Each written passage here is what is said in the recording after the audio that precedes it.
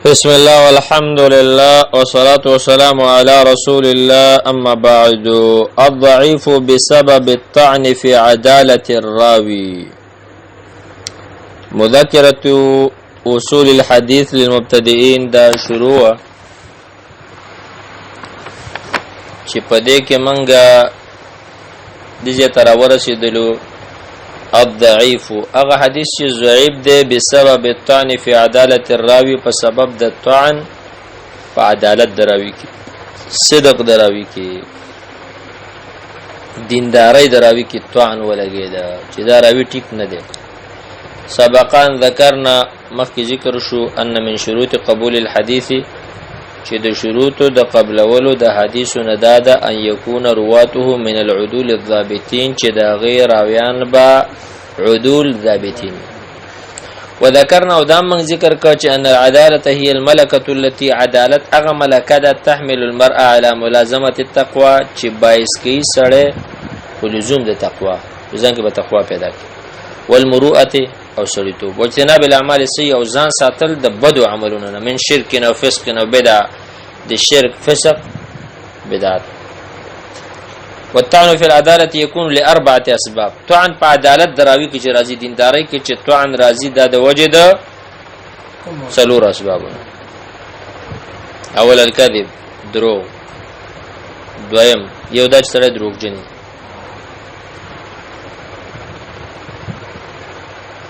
او دروغ وای په حدیثو د رسول الله کې. دویم التهمه بالکذب، عام خبرو کې دروغ وای ښه متهم په دروغ وای. دریم الجهاله، سړی مجهول له پته نه لګيږي چې دا خسړی او کبد و. دا ورست راشي یو جهالت العين دی یو جهالت الحال.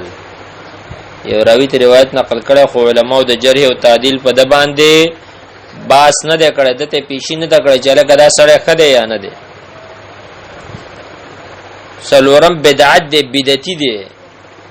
نو څو سره بدعتي او د په دینداري عیب دی کنه دی؟ عیب دی پکنه. خو دې غبه وضاحت روس دراشي دی هر قسم وضاحت را روان دی. نور کتابونو کې ورسره فسق هم ذکر کړی دی. وفي هذا الباب ان شاء الله سوف نتعرف على انواع المردود المعلول بعدالة راويه او بعض رواته.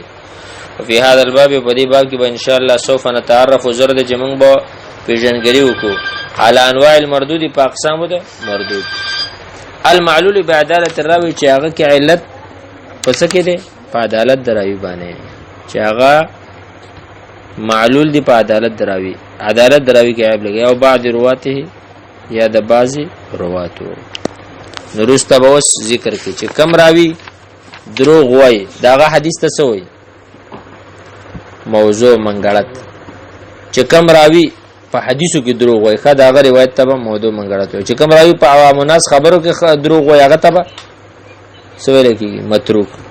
ټیک شه. او ورسره به د حدیث مجهول او د حدیث مبهم وضاحت هم وکي او دارنګه د بدعتي پر روایتو باندې هم خو وضاحت ان شاء الله دا به دی باب کې وکړي شي. وصلی الله وسلم علی نبینا محمد صلی الله علیه وسلم.